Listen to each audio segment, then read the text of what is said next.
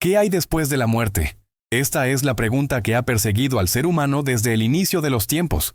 Ninguna civilización ha sido indiferente. Cada una ha creado su propia visión del más allá, del juicio, del castigo o la recompensa, del olvido o la reencarnación. Hoy te mostraré 10 culturas con respuestas muy distintas, y algunas tan profundas que pueden cambiar tu manera de ver la vida. Quédate hasta el final, porque la última podría hacerte cuestionar si en realidad ya estás muerto. 1. Shintoísmo, Japón. En la tradición japonesa del Shinto, la muerte no representa el fin, sino un cambio de estado. Cuando alguien muere, su espíritu puede convertirse en un kami, una especie de entidad espiritual que puede habitar elementos naturales como montañas, ríos o árboles. Estos espíritus son venerados por los descendientes, ya que pueden proteger o bendecir a sus familias. Pero no todos los espíritus tienen un destino pacífico. Si alguien muere con emociones fuertes sin resolver, odio, tristeza, venganza, o si no se realizan los rituales correctos, el espíritu puede transformarse en un yurei, un alma errante, cargada de energía emocional, que vaga por el mundo de los vivos.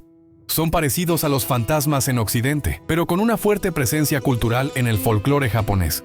Por eso en Japón existen rituales anuales como el Obon, donde se honra a los espíritus de los antepasados para darles paz. La muerte aquí no es algo final, sino un tránsito espiritual continuo que puede ser armónico o perturbador. 2. Maoríes, Nueva Zelanda.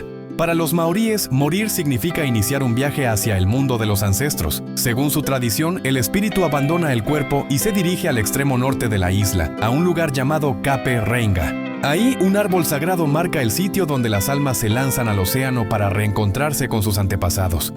Requiere que los vivos realicen correctamente ciertos ritos funerarios. Si no lo hacen, el alma puede quedarse atrapada en el mundo físico como un wairua, un espíritu errante. En la cultura maorí, estos espíritus causan desequilibrio, por eso se respeta profundamente el paso al otro mundo. Lo interesante es que el destino final no se concibe como cielo o infierno, sino como una reintegración al linaje espiritual. El alma no desaparece, sino que se funde con el legado familiar. 3. Grecia antigua. Los griegos antiguos veían la muerte como el inicio de un largo proceso burocrático en el mundo espiritual. Al morir, el alma viajaba al río Estigia, donde debía pagar una moneda a Caronte, el barquero, para cruzar hacia el inframundo. Por eso se enterraba a los muertos con una moneda bajo la lengua o en los ojos.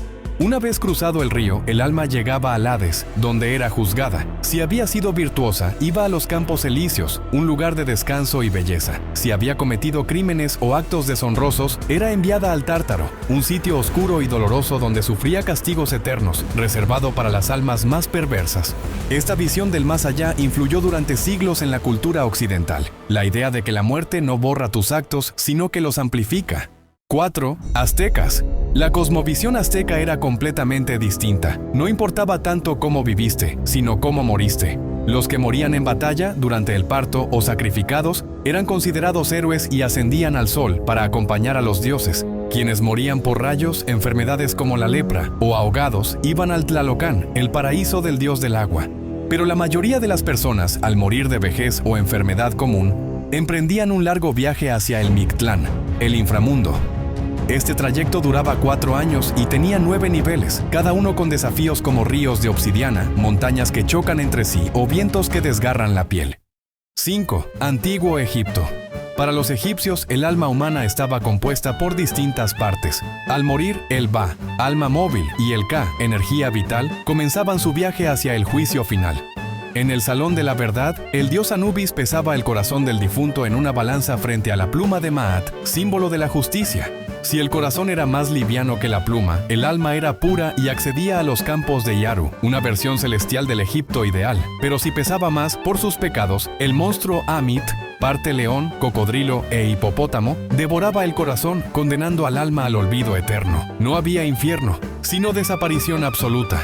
La obsesión egipcia con la muerte no era miedo, sino preparación.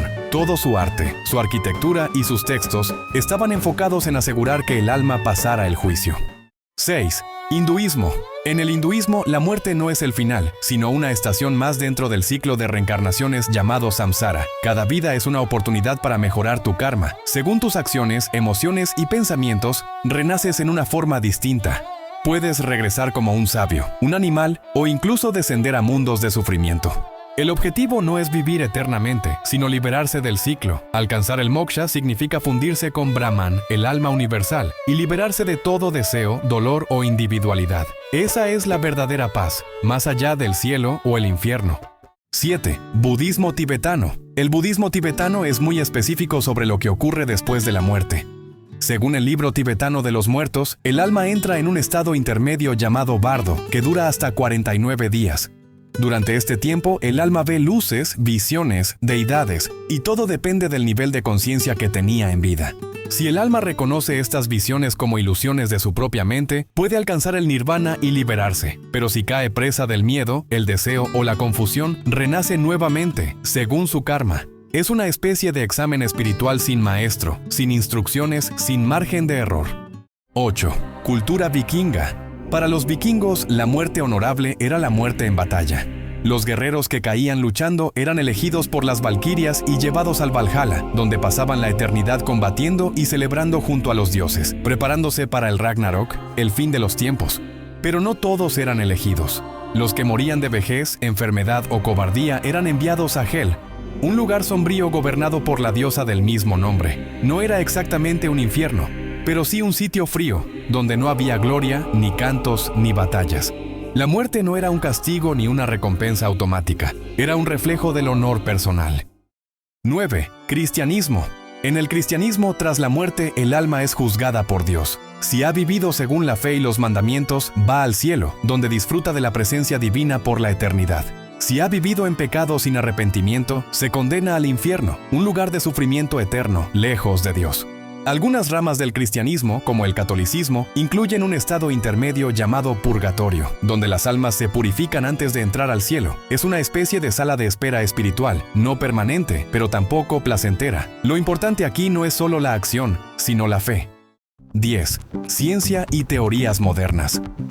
Aunque la ciencia no afirma que haya vida después de la muerte, estudios de experiencias cercanas a la muerte, ESMs, han revelado algo extraño. Personas clínicamente muertas que dicen haber flotado fuera de su cuerpo, haber visto túneles de luz, seres queridos o incluso haber tenido acceso a información que luego fue verificada. Algunos científicos explican esto como alucinaciones del cerebro al morir, pero otros no pueden explicar cómo personas sin actividad cerebral describen conversaciones o situaciones reales, desde lugares donde sus cuerpos no estaban. Esto ha llevado a teorías como que la conciencia no reside en el cerebro, sino que lo usa como canal. 10 culturas, 10 caminos hacia lo desconocido. Algunos son destinos eternos, otros ciclos interminables, pero todos nos obligan a hacer la misma pregunta. ¿Qué crees tú que hay después de la muerte? Suscríbete, comenta qué teoría te impactó más, y si quieres una segunda parte con más culturas, déjalo en los comentarios. Nos vemos luego.